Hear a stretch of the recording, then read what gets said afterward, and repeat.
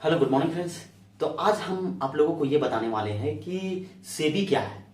तो बहुत सारे वीडियो में ऑलरेडी अपने यूट्यूब चैनल पर डाल चुका हूं, जैसे स्टॉक मार्केट क्या है, एनएससी क्या है, बीएसई क्या है, सेंसेक्स क्या है, निफ्टी 50, ये टोटल शेयर मार्केट से रिलेटेड वीडियो में ऑलरेडी अपलोड कर चुका हूं। ऑप्शन ट्रेडिंग भी कैसे करें और उसमें से कैंडल स्टिक पैटर्न क्या है, चार्ट पैटर्न क्या है, इसका वीडियो भी ऑलरेडी मैं डिटेल में अपने यूट्यूब चैनल पे आपके लिए डाल दिया हूं, जिसे आप देखकर बहुत सारी चीजें सीख सकते हैं। तो अब हम यहाँ पे जो बताने वाले हैं सेबी, तो सेबी के बारे में हम लोग वीडियो स्टार्ट करते हैं। तो सेबी क्या है? तो सेबी है आपका security exchange board of India, यानी भारतीय प्रतिभूति और विनिमय बोर्ड। तो इसकी स्थापना कब हुई थी? इसकी स्थापना हुई थी आपका 12 अप्रैल 1988 में, 12 अप्रैल 1988 में हुई थी, जो कि गैर वैधानिक थी। और 30 जनवरी 1992 में इसे भारतीय संसद में एक अध्यादेश द्वारा इसे संवैधानिक रूप में मान्यता मिली। अब बात करते हैं कि सेबी का मुख्यालय कहां, मेन इसका ब्रांच कहां? तो सेबी का मुख्यालय मुंबई में है। इसके साथ ही 4 और भी क्षेत्रीय कार्यालय है, जो दिल्ली, चेन्नई, कोलकाता और अहमदाबाद में स्थित है। अब इसका संवैधानिक ढांचा के बारे में बात करेंगे कि इसकी संवैधानिक ढांचा क्या है। तो संवैधानिक ढांचा में मैं बात करूं तो सेबी का संपूर्ण प्रबंध में 6 सदस्य होते हैं और इस 6 सदस्यों में से पहला सदस्य जो होता है वो भारत सरकार द्वारा चुने जाते हैं। उसमें से 4 ऐसे सदस्य हैं, उससे भी भारत सरकार द्वारा चुनी जाती है। उसमें से 4 में से 2 ऐसे सदस्य हैं जो कि वित्त मंत्रालय के जानकार होते हैं, और उसमें से 2 होते हैं जो कि कानून के जानकार होते हैं, और शेष जो एक बच गए उसे आरबीआई यानी रिजर्व बैंक ऑफ इंडिया के सदस्यों द्वारा के अध्यक्षों द्वारा उसे चुनकर सेबी के यहां रखी जाती है। तो ये रहा उसका संवैधानिक ढांचा। अब हम बात करेंगे कि सेबी जब स्टार्ट हुई थी उसके पास कैपिटल कितनी थी और कैपिटल कहां से आ पाया। तो सेबी जब स्टार्ट हुई थी तो 7.5 करोड़ के कैपिटल से सेबी स्टार्ट हुई थी। जब वो स्टार्ट हुई थी तो उसकी कैपिटल कितना थी? 7.5 करोड़। और 3 कंपनियों ने उन्हें वो कैपिटल दी थी। तो पहला कंपनी है आईबीआई, दूसरा है आईसीआईसीआई, उसके बाद तीसरा है आईआरसीआई। ये 3 कंपनियों ने मिलकर कैपिटल को दिया था जब कंपनी स्टार्ट हुई थी। अब बात करते हैं कि जब सेबी बनी तो सेबी का कोई ना कोई तो कारण होगा, कोई ना कोई तो रीजन होगा, कोई ना कोई उद्देश्य होगा बनने का।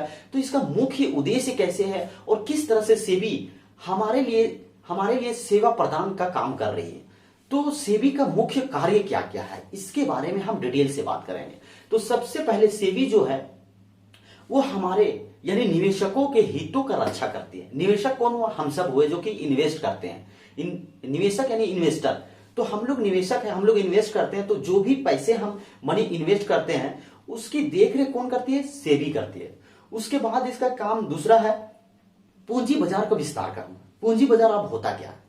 पूंजी बाजार का मतलब होता है सेबी बड़े बड़े कंपनी या बिजनेस मैन होते हैं उनको पूंजी प्रदान करती है, कम समय या लंबे समय के लिए पूंजी प्रदान करती है। तो इसे बोलते हैं हम पूंजी बाजार का विकसित करना। उसके बाद इसका ये भी तीसरा उद्देश्य यह था कि शेयर मार्केट में जितने भी क्षेत्र है उसे सेबी के अधीन लाना। जैसे आपका कंपनी हो गया, निवेशक हो गया, आपका ब्रोकर हो गया, ब्रोकर यानी दलाल हो गया, हमारे ब्रोकर जो हो गए, इन सारे लोगों को सेबी के रूल रेगुलेशन के अंतर्गत लाना। उसके बाद है चौथा आपका है कि अनियमित शेयर का खरीद बिक्री को प्रतिबंधित करना, यानी अनियमित तरीके से खरीद बिक्री का शेयर का अनियमित तरीके से खरीद बिक्री को बंद करना, किसी भी तरह से अनलीगल तरीके से खरीद बिक्री को बंद करना। यानी बहुत बार ऐसे होता है कि लोग गलत तरीके से चीजों को शेयर को खरीदते हैं, बेचते हैं। तो इसके अंतर्गत यह भी आता है कि इनसाइडर ट्रेडिंग को भी बंद करना। इनसाइडर ट्रेडिंग का मतलब है कि कोई कंपनी है, उसके कुछ सदस्य हैं, तो उनको कुछ ना कुछ कंपनी के बारे में मालूम होती है, कोई ना कोई न्यूज उसको मालूम होता है। उसके अकॉर्डिंग अगर किसी तरह का बड़े पैमाने में कोई ट्रेड या बड़े पैमाने में कोई इन्वेस्टिंग किया गया तो उस पर भी रोक लगाना है। उसके बाद है म्यूचुअल फंड। म्यूचुअल फंड तथा अन्य सामूहिक रत्नों को लाइसेंस प्रदान करना यानी रजिस्ट्रेशन करना। जितने भी हमारे बहुत बड़े पैमाने पे हमारा स्कीम आती है, उस चीजों को रजिस्टर्ड करना यानी नियमित रूप से संचालन करना। और लास्ट है आपका निवेशकों को ब्रोकर यानी दलालों के धोखाधड़ी से बचाना। बहुत बार ऐसे होता है कि कोई अगर गलती करते हैं, अगर सेबी के रूल रेगुलेशन को फॉलो नहीं करते हैं तो सेबी उस पर जुर्माना लगाती है। सेबी उस पर जुर्माना लगाती है।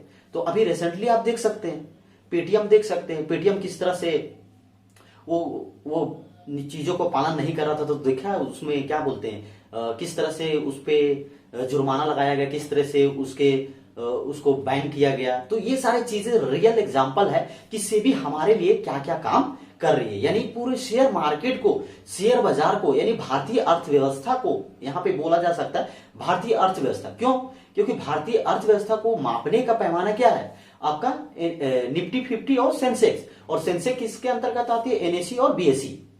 एनएसई बीएसई किसके अंतर्गत आते हैं, उसको पूरा संचालन कौन करती है, उसके रूल रेगुलेशन को कौन बनाती है, तो सेबी बनाती है। सेबी ही यहां पे देखा जाए तो शेयर मार्केट में सबसे इंपॉर्टेंट जो रोल है, गाइडेंस का रोल है। जो रूल बनाता है, रूल को लागू करता है, रूल तोड़ने पे उसे दंडित भी करता है। किसका काम है, ये सेबी का काम है। तो सेबी हमारे लिए बहुत ही अच्छे कामों को कर रही है। तो ये हुआ सेबी।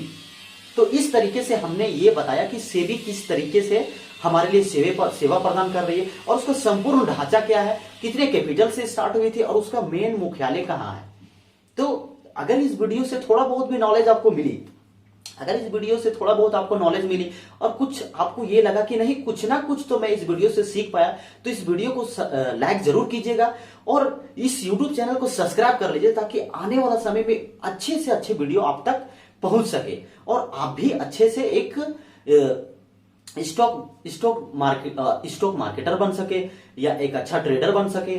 तो हम जितने सारे लोग हैं अच्छे ट्रेडिंग कल्चर को डेवलप कर पाए ताकि हमारे माइंडसेट में एक अच्छा पॉजिटिव इन्वायरमेंट क्रिएट हो पाए। तो चलिए वीडियो को यहीं समाप्त करते हैं। बहुत बहुत धन्यवाद कि आपने मेरे वीडियो को इतना देर तक देखा। और वीडियो को सब्सक्राइब कर लीजिए और ऐसे लोगों तक शेयर कीजिए जो अभी नए हैं, जो अभी सीख रहे हैं।